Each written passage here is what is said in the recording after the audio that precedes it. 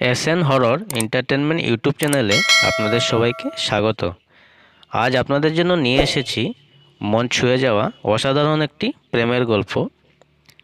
আমাদের আজকের গল্প অয়ন এবং মায়ার ভালোবাসার গল্প। চলুন তাহলে শুরু করা যাক আজকের আমাদের এই গল্প।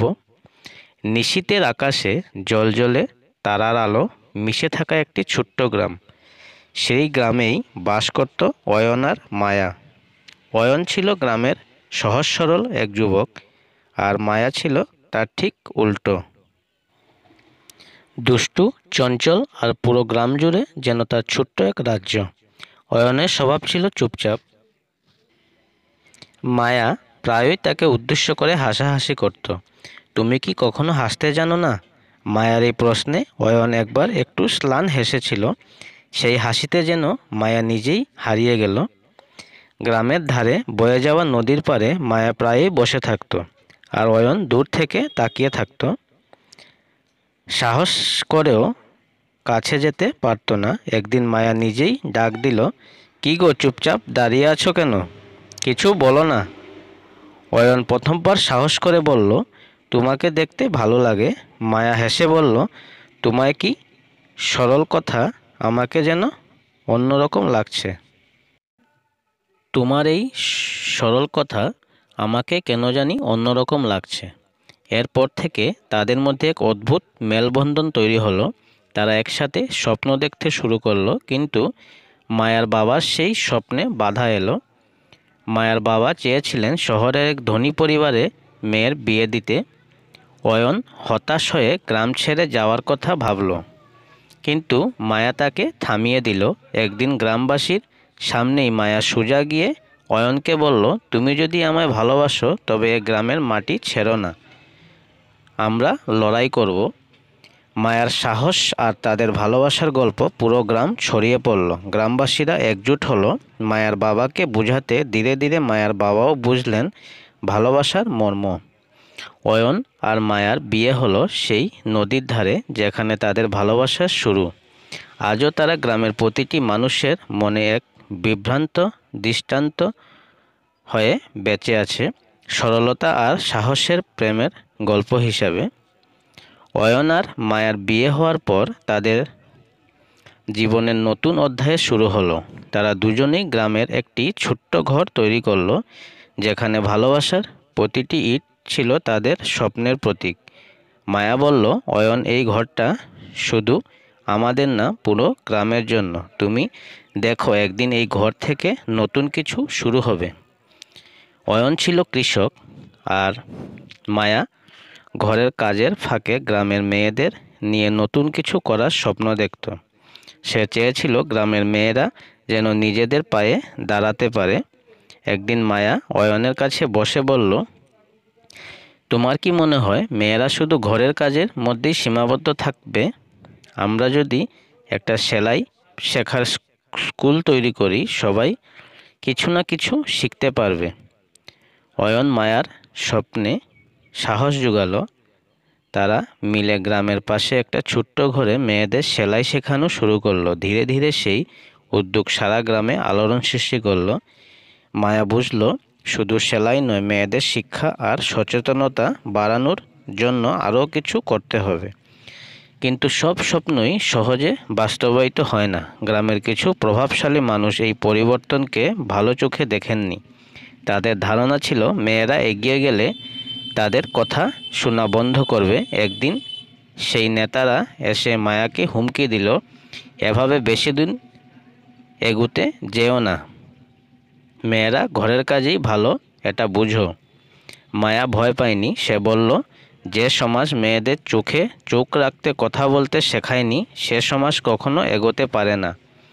আর আমি জানি আমার গ্রাম একদিন উদাহরণ তৈরি করবে। অয়ন ছিল মায়ার সবচেয়ে বড় শক্তি। একদিন মায়ার স্কুলে গিয়ে দেখল মেয়েরা শুধু সেলাই নয়, অক্ষর জ্ঞানও শিখতে চাইছে। তখন তারা মিলে গ্রামের প্রাচীন পাঠশালাকে আবার চালু করার উদ্যোগ নিল। মাঝে মধ্যে কঠিন সময় আসতো। ফসল ভালো না হলে অয়ন আর মায়া নিজেদের স্বপ্ন টিকিয়ে রাখতে হিমশিম খেত, তবুও তারা থামেনি। তারা গ্রামের মানুষকে বোঝাতে সক্ষম হয়েছিল যে শিক্ষার আলো কেবল জীবন বদলায় না, পুরো প্রজন্ম বদলে দেয়। কয়েক বছর পর সেই গ্রামটি পুরো অঞ্চলের জন্য উদাহরণ হয়ে দাঁড়ায়। মেয়েরা সেলাই শিখে নিজেদের ব্যবসা শুরু করে, অনেকেই শিক্ষার জন্য শহরে যেতে শুরু করে। মায়া বলতো, আমাদের এই কাজ একদিন এখানেই থামবে না, প্রতিটি গ্রামে এমন পরিবর্তন আসা দরকার। মায়া আর অয়ন শুধু একে অপরের প্রেম নয়, পুরো গ্রামের ভালোবাসার প্রতীক হয়ে উঠেছিল। তাদের জীবনের গল্প যেন প্রমাণ করে দিল, ভালোবাসা কেবল দুটি মানুষের নয়, পুরো সমাজের উন্নতির মাধ্যমও হতে পারে। মায়া আর অয়নের উদ্যোগে গ্রাম দিন দিন বদলে যেতে লাগলো। একসময় যে গ্রামের মানুষ মেয়েদের শিক্ষা নিয়ে উদাসীন ছিল, তারাই এখন তাদের মেয়েদের স্কুলে পাঠাতে উৎসাহিত করছে। গ্রামের মেয়েরা সেলাই, লেখাপড়া, এমনকি ছোটোখাটো ব্যবসা শুরু করে স্বাবলম্বী হয়ে উঠেছে। মায়া যেন তাদের নতুন পথ দেখানোর বাতিঘর হয়ে উঠল। কিন্তু এই সাফল্যের মধ্যেও একদিন বড় বিপদ নেমে এলো। গ্রামের প্রভাবশালীরা, যারা মায়ার অয়নের কাজকে সহ্য করতে পারছিল না, তাদের বিরুদ্ধে ষড়যন্ত্র শুরু করলো। তারা গ্রামে গুজব ছড়াতে লাগলো, মায়া আর অয়ন শহরের লোকেদের সাথে মিলে গ্রামের জমি দখল করতে চাইছে, ওদের এই উন্নয়নের নামে সবাইকে ফাঁদে ফেলছে। গ্রামের কিছু মানুষ এই গুজব বিভ্রান্ত হয়ে মায়া অয়নকে দোষারোপ করতে শুরু করলো। একদিন কিছু লোক তাদের বাড়ির সামনে এসে চিৎকার করে বলল, তোমরা আমাদের জীবন নষ্ট করার চেষ্টা করছো, এই গ্রাম ছেড়ে চলে যাও। মায়া সেই রাতে ভেঙে পড়ল। তার চোখে অশ্রু নিয়ে অয়নকে বলল, আমরা তো শুধু ভালো কিছু করতে চেয়েছিলাম, কেন আমাদের এমন করতে বলছে? অয়ন মায়ার হাত ধরে বলল, সত্য কোনোদিন হারায় না, আমাদের লড়াই চালিয়ে যেতে হবে। গ্রামের মানুষ সত্যিটা একদিন বুঝবেই। পরের দিন তারা গ্রামের বড়দের সামনে গিয়ে বসল। মায়া বলল, আপনারা আমাদের সন্তান সমান, আমরা আপনাদের ক্ষতি করার কথা কখনো ভাবতেও পারি না। আপনাদের বিশ্বাস না হলে আসুন আমাদের কাজ নিজের চোখে দেখুন। মায়া আয়নের কথা শুনে কয়েকজন গ্রামের প্রবীণ ব্যক্তি তাদের উদ্যোগ দেখতে গেলেন। সেলাই স্কুলে গিয়ে দেখলেন মেয়েরা কেমন নতুন জীবন শুরু করেছে। পাঠশালায় গিয়ে দেখলেন ছোট ছেলেমেয়েরা কত আগ্রহ নিয়ে পড়াশোনা করছে। তখন তারা মায়া অয়নের পাশে দাঁড়ানোর সিদ্ধান্ত নিলেন।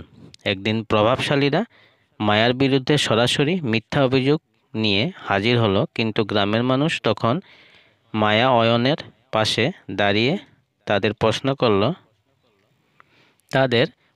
করল, তোমরা এতদিন গ্রামকে কি দিয়েছ?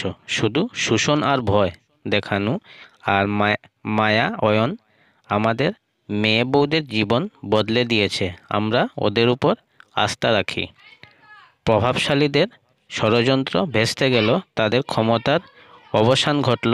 মায়া আর অয়ন শুধু নিজেদের ভালোবাসা দিয়ে নয়, সাহস আর সহমর্মিতার মাধ্যমে পুরো গ্রামের মনে জয় করল।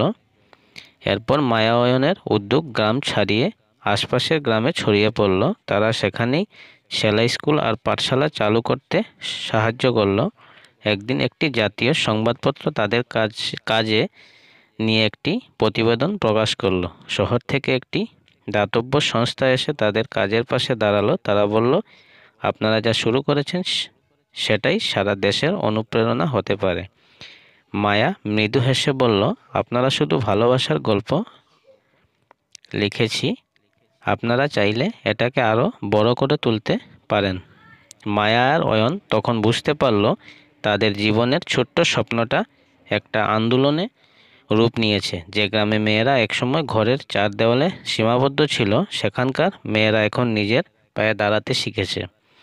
বছর পেরিয়ে যায়, মায়া আর অয়ন বৃদ্ধ হয়, তাদের সন্তানরা শহরে উচ্চশিক্ষা নিয়ে আবার গ্রামে ফিরে আসে। তারা বাবা মায়ের পথ অনুসরণ করে গ্রামকে আরও উন্নত করার স্বপ্ন দেখে। মায়া অয়নের জীবন যেন সেই নদীর মতো থেমে নেই, বরং এক স্রোত হয়ে মানুষের জীবনকে পরিবর্তন করতে চলেছে। তাদের গল্প প্রমাণ করে দেয় ভালোবাসা আর সততার শক্তি দিয়ে দুনিয়ার যে কোনো বাধা জয় করা যায়। গল্পটি আপনাদের কেমন লাগলো কমেন্টে জানাবেন। গল্পটি এখানেই সমাপ্ত করছি। গল্পটি যদি ভালো লেগে থাকে তাহলে লাইক, কমেন্ট, শেয়ার এবং সাবস্ক্রাইব করে রাখবেন যাতে এ ধরনের গল্প প্রতিনিয়ত পেতে পারেন। শুভরাত্রি।